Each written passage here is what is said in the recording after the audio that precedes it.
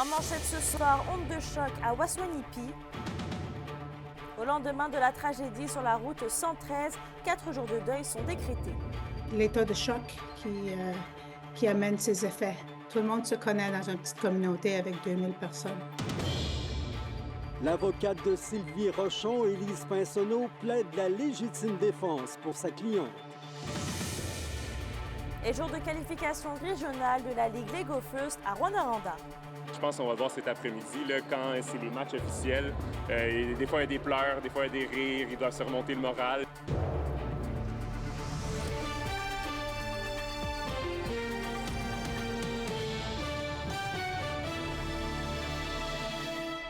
Bon début de soirée, bienvenue au TVA Nouvelles. 5 personnes ont perdu la vie après une importante collision à Chapey hier après-midi, dont 4 personnes venaient de la communauté de Waswanipi. Une tragédie qui ébranle plusieurs membres de la communauté Kimberley Hall.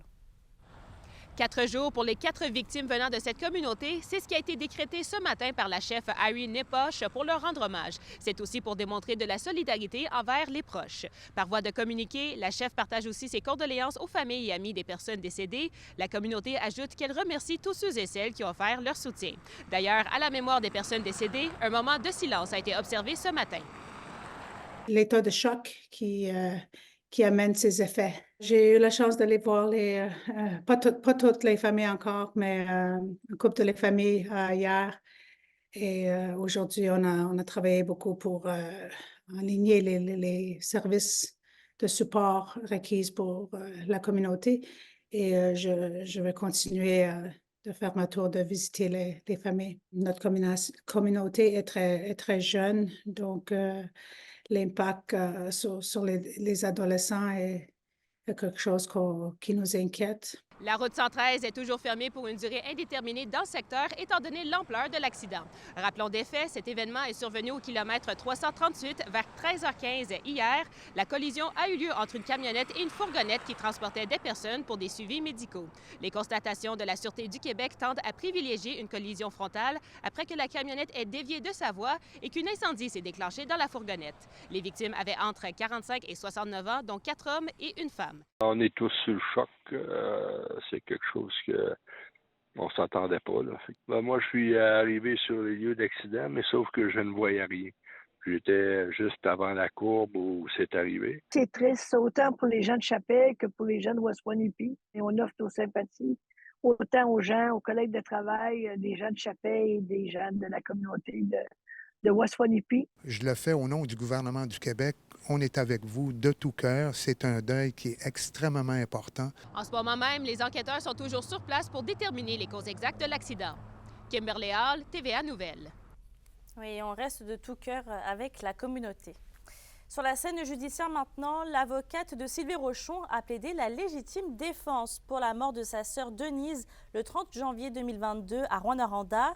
De retour à la cour, les jurés ont ainsi pu commencer leur évaluation de la réplique de la couronne qui livrait aussi son plaidoyer, résumé d'Yvon Moreau. La procureure Élise Pinsonneau, dans sa plaidoirie d'une quarantaine de minutes aux jurés de 9 femmes et 4 hommes au palais de justice, souhaitait prouver l'innocence de Sylvie Rochon.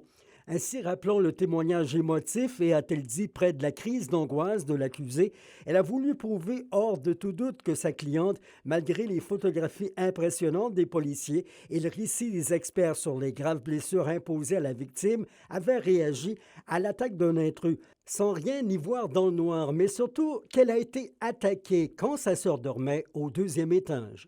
Déjà, on peut s'interroger, est-ce que Sylvie Rochon a vu et tué sa sœur volontairement la nuit du 30 janvier 2022.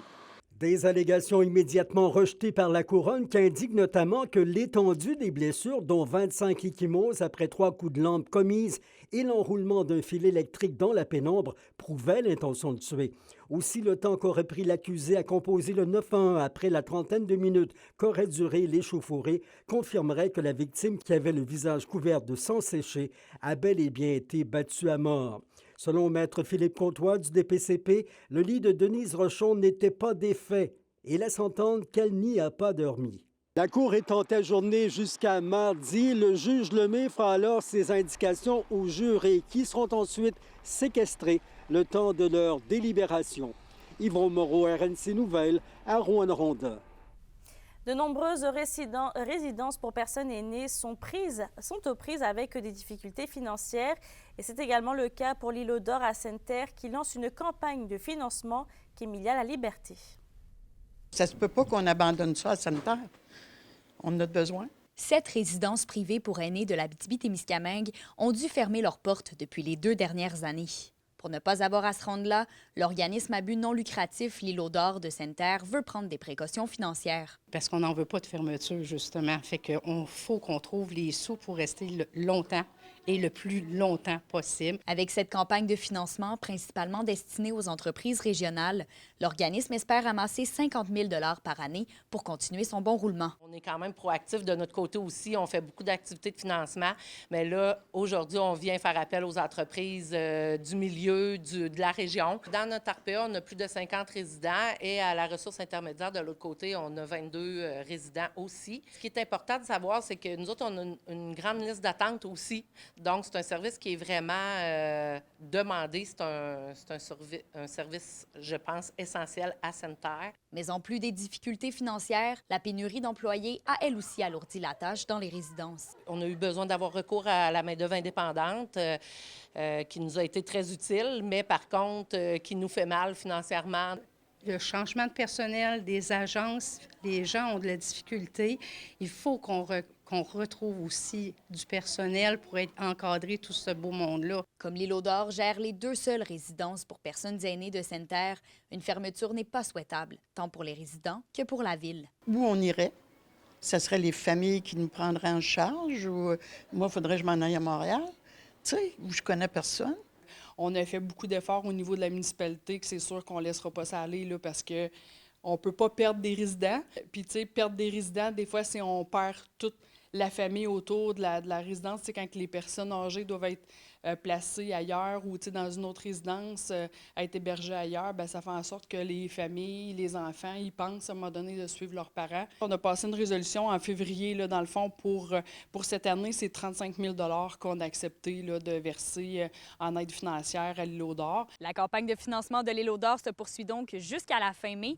Et les entreprises qui souhaitent s'impliquer peuvent communiquer directement avec la direction de l'organisme. Emilia La Liberté, RNC Nouvelles, à Sainte-Terre. Et Stéphanie, c'est un beau vendredi soir qui s'annonce pour les amateurs de musique et de guitare. Oh que oui, Mélissa, les murs du Théâtre du Cuivre vont vibrer au son des décibels du spectacle Guitar Story 2.0. Je vous donne tous les détails dans quelques minutes à la chronique culturelle. Bougez pas. Oui, à tout à l'heure, Stéphanie. Dans un autre dossier, c'est hier soir à Témiscamingue qu'avait lieu la dernière séance de consultation sur le projet de centrale hydroélectrique d'Onimiki. On rappelle que le promoteur du projet désire ouvrir une installation de 10 MW à Témiscamingue et d'autres ailleurs sur le territoire de la MRC. Tant du côté de la société responsable du projet que de la MRC, on assure que les commentaires recueillis seront pris en compte. Des inquiétudes en lien avec la proximité du parc national d'Opémican avec l'une des futures centrales ont notamment été soulevées hier soir. S'assurer qu'on est capable d'entendre les préoccupations, qu'on est ouvert à leurs inquiétudes, aux questionnements, parce qu'on est dans le début du projet, dans le sens pour faire nos études, pour préparer le terrain, dans le sens que si on a des inquiétudes au niveau des niveaux, au niveau des poissons, puis toutes ces choses-là, bien, on est là pour justement ramasser ça, s'assurer que nos études vont s'enligner justement dans les bons endroits pour être capable, à la fin de la journée, leur présenter un bon projet. Toutes les inquiétudes sont légitimes. La commande est claire, le projet ne doit pas créer d'impact négatif dans le parc national d'Opémican. La société en commandite ou développement PEC qui ont fait des relevés terrain, qui ont fait des relevés environnementaux, n'ont pas complété toutes les analyses pour l'étude d'impact. Alors, c'est toujours en cours. Vos réponses à la question du jour TVA, une présentation de la clinique infirmière Nord-Ouest partout dans la région. Notre équipe peut vous recevoir pour un bilan de santé, une infection, le suivi de maladies chroniques et bien plus. Contactez-nous pour plus d'informations ou visitez notre site web. Et à la question du jour, on vous demandait pour ou contre des projets d'énergie renouvelable dans la région. Vous avez répondu pour à 85%.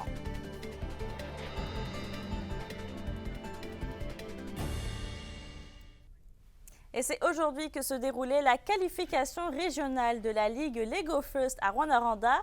Et justement, Anthony, vous étiez sur place. Oui, Mélissa, écoutez, j'ai littéralement retrouvé mon cœur d'enfant aujourd'hui.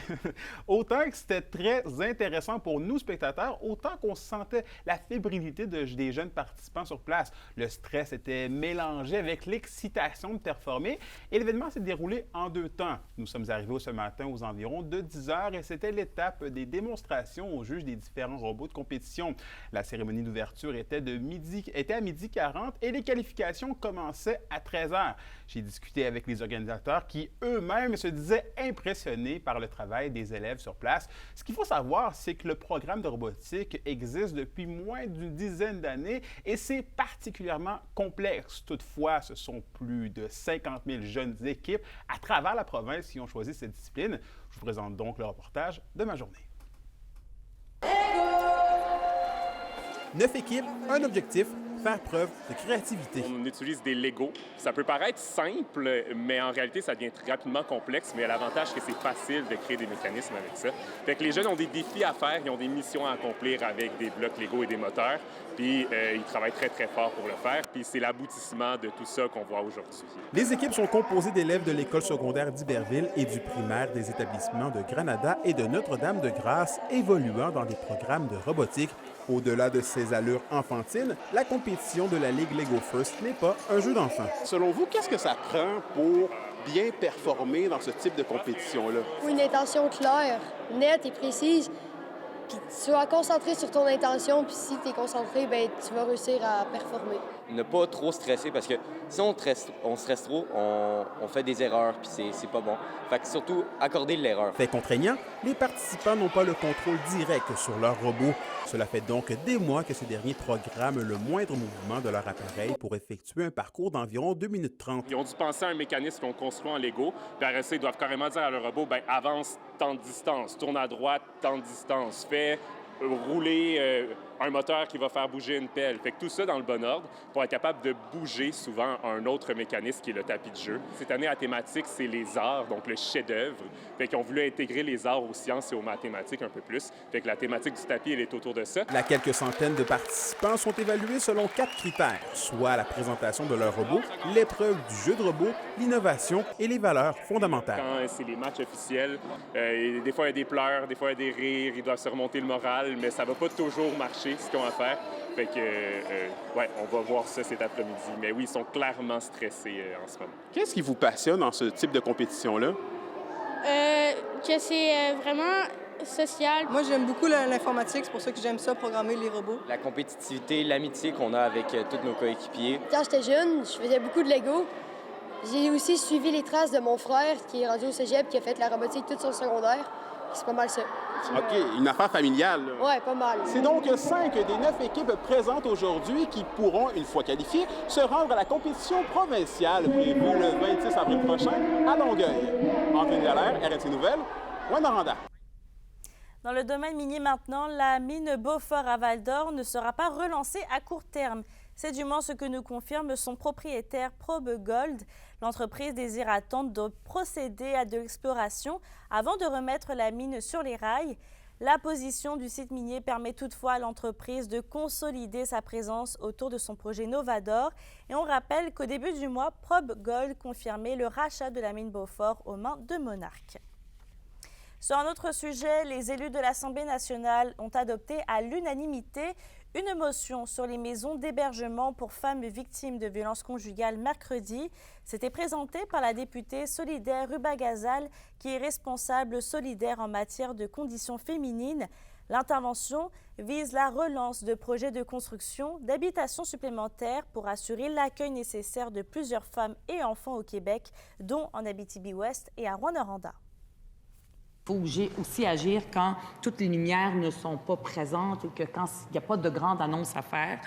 Donc, j'invite la ministre à rapidement trouver toutes les façons possibles, signer un décret, peu importe, pour que ces maisons-là, qui sauvent des vies de femmes, sortent.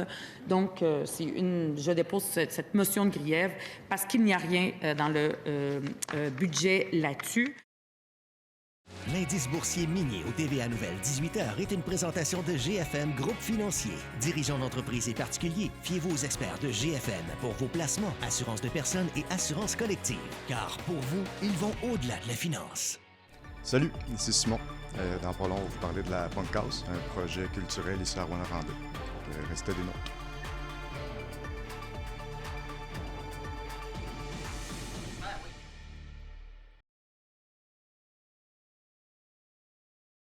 Les SADC de l'Abitibi-Témiscamingue et du nord du Québec vous présentent la bonne nouvelle économique TVA. Avec des investissements de plus de 92 millions de dollars, les sociétés d'aide au développement des collectivités ont fait une réelle différence pour plus de 10 000 entreprises au cours de la dernière année financière, en plus de soutenir 1883 projets collectifs. En Abitibi-Témiscamingue et dans le nord du Québec, ce sont tout près de 8 millions de dollars qui ont été investis auprès de 234 entreprises. Les SADC, partenaires de l'économie de la région.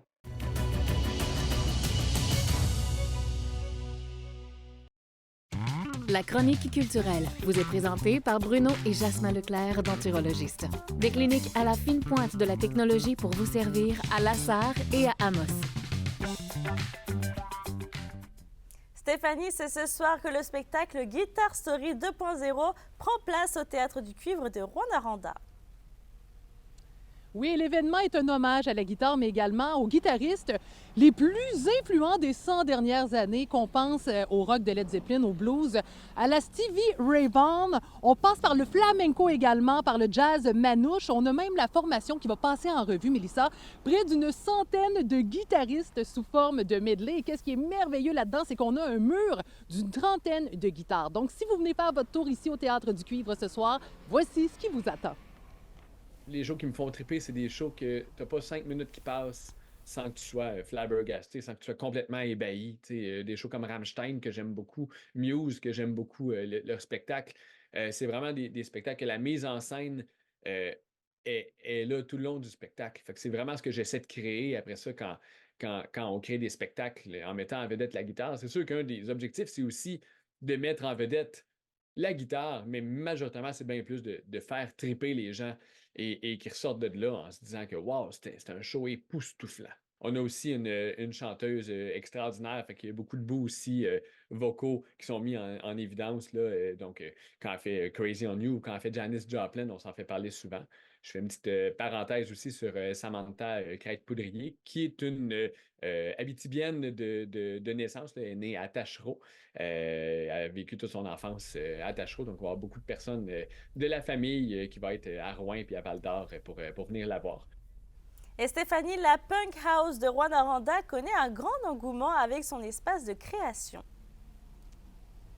Endroit, Mélissa, qui vaut le détour pour les passionnés de musique. C'est avant tout un espace de création à prix abordable pour les musiciens et les musiciennes en région, en plus d'offrir des spectacles dans tous les styles musicaux. On a également un public de tous âges qui peuvent aller voir des spectacles là. Et depuis sa création, il y a 2 ans, les groupes peuvent réserver leur plage horaire pour pouvoir avoir accès à l'endroit. On est allé aujourd'hui sur place pour savoir comment était venue l'idée de créer cette mythique Punk House. Je trouvais qu'il manquait un espace comme ça pour... On a beaucoup de salles de spectacle, on a très peu d'endroits pour pratiquer, créer de la musique, puis aussi qui sont accessibles au centre-ville, puis qui sont pas trop chers, là. C'est un but non lucratif ici, là. Fait que tous les artistes, musiciens, groupes qui jouent ici, on se split le rent à la gang, puis c'est juste comme ça, on a un espace abordable pour tout le monde, là. On a des groupes qui jamment ici à longueur de semaine. Demain, on a un spectacle pour des groupes de la relève. Ils ont vendu 60 billets. Fait que, ouais, ça va bien.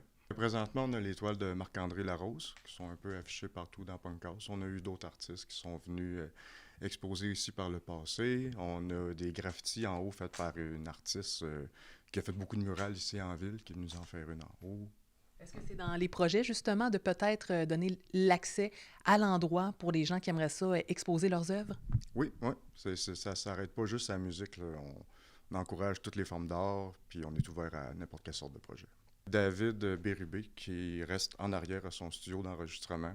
Fait que oui, on en a fait déjà un peu, là, des enregistrements ici. Fait que c'est une possibilité. Si vous êtes curieux de la scène émergente, underground, en Abitibi, c'est une petite salle indépendante, puis c'est ce qu'on priorise, là, la culture locale, puis moins connue, des trucs un peu plus nichés que tu vas moins voir ailleurs, là.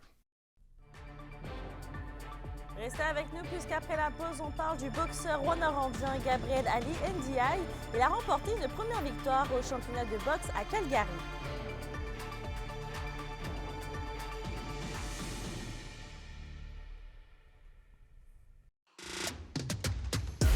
Les sports vous sont présentés par Thibaut GM, votre concessionnaire de confiance à Rouyn-Noranda, là où qualité et choix se rencontrent.